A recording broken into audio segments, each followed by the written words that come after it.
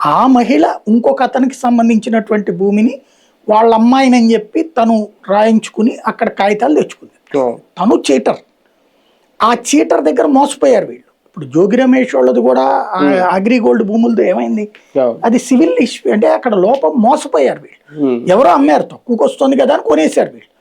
ఆ కొనేసిన దాన్ని 4 కోట్లు 40 కోట్లు అన్నారు. తీరా చూస్తే అదంతా లక్షల్లో ఉండేటటువంటి వ్యవహారం. నెంబర్ 1. రెండోది వచ్చేటప్పటికి దాంట్లో ఒకవేళ పోనీ నిజమే అనుకుందాము, వాళ్ళ అబ్బాయి మీద కేసు పెట్టాలి కానీ వీళ్ళిద్దరి మీద కేసు ఎందుకు పెట్టారు, భార్యాభర్తల మీద? చివరికి ఇంట్లో ఉన్న కుటుంబ సభ్యుల్ని కూడా, మహిళల్ని కూడా రోడ్డుకి లాక్కొచ్చే దరిద్రం అనేది కరెక్ట్ కాదు కదా. ఆ విషయంలో వీళ్ళు తప్పు చేసింది, గవర్నమెంట్ తప్పు చేసింది. సిద్దిరప్పల రాజు విషయంలో సిద్దిరప్పల రాజు తప్పు చేసింది. అతన్ని వెనకేసుకు రావాల్సింది కరెక్ట్ కాదు, జగన్ చేసింది అక్కడ తప్పు అవుతుంది, ఇక్కడ వీళ్ళకి తప్పు అవుతుంది. మస్తాన్ రావు విషయంలో కూడా మస్తాన్ రావు తప్పు. అంటే వ్యాపారాలలో మాట మీద నిలబడటం, మాట మీద నిలబడకపోవడం అనేది ఎథికల్ ప్రాక్టీసెస్ కిందకు వస్తుంది.